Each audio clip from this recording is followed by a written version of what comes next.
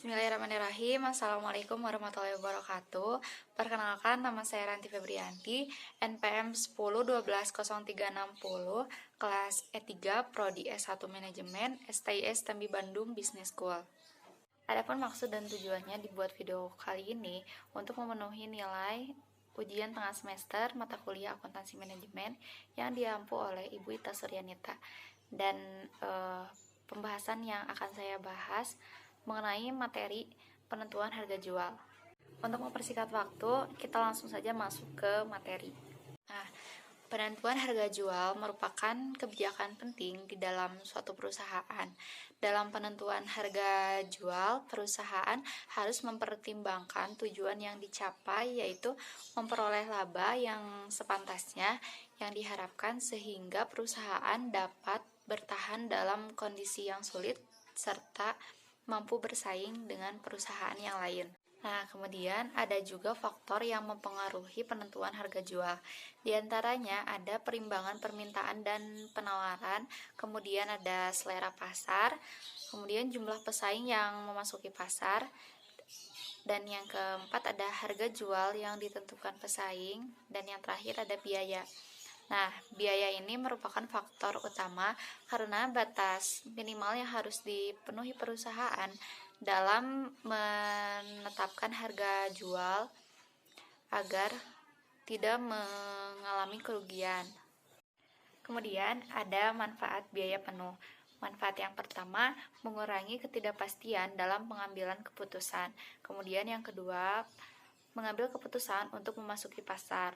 Contohnya, jika biaya penuh lebih besar dari harga jual di pasar, maka produk tidak bisa masuk ke pasar. Begitupun sebaliknya, jika biaya penuh kurang dari harga jual di pasar, maka produk bisa masuk ke pasar.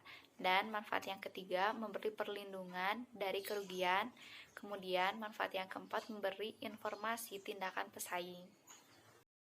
Adapun metode penentuan harga jual, diantaranya yang pertama ada penentuan harga jual normal, yang kedua penentuan harga jual waktu dan bahan, yang ketiga penentuan harga jual cost tipe kontrak, yang keempat penentuan harga jual pesanan khusus, dan yang kelima ada penentuan harga jual peraturan pemerintah.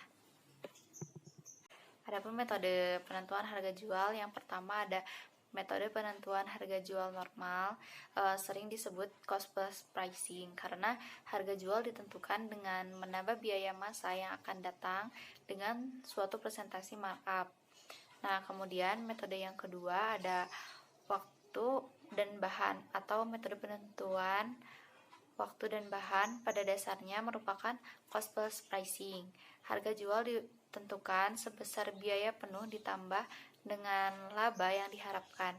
Metode penentuan harga jual ini biasanya digunakan oleh perusahaan bengkel mobil dan perusahaan lain yang menjual reparasi dan bahan dan suku cadang sebagai pelengkap penjualan jasa.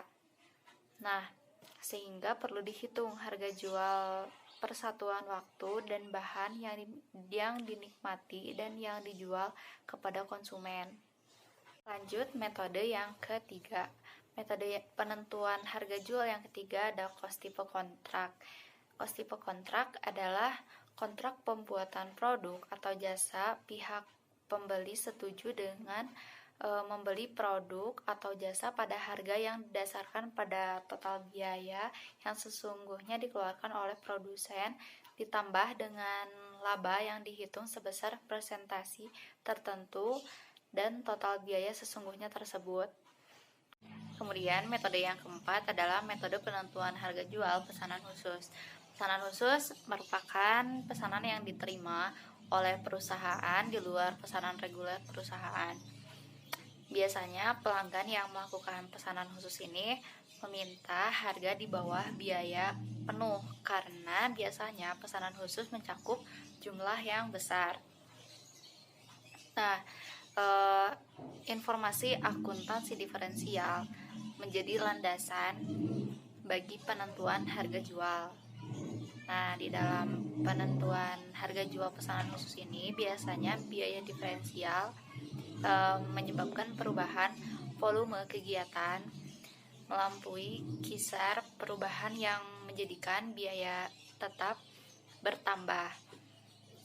Jadi, jika harga yang diminta lebih besar dari biaya diferensial, maka pesanan dapat dipertimbangkan untuk diterima. Jadi, walaupun harga di bawah biaya penuh, tapi lebih besar dari biaya diferensial, tidak akan merugikan perusahaan. Dan metode yang terakhir yaitu metode penentuan harga jual yang dihasilkan oleh perusahaan yang diatur oleh peraturan pemerintah. Jadi, biaya penuh yang akan datang yang dipakai sebagai dasar penentuan harga jual dihitung menggunakan pendekatan full costing saja. Dan di penentuan harga jual ini sesuai keinginan perusahaan, namun tetap sesuai dengan kemampuan masyarakat dan tidak melebihi peraturan pemerintah. Nah, jadi mungkin hanya itu saja materi yang dapat saya sampaikan mengenai penentuan harga jual. Mohon maaf bila mana banyak kesalahan. Terima kasih atas perhatiannya. Wassalamualaikum warahmatullahi wabarakatuh.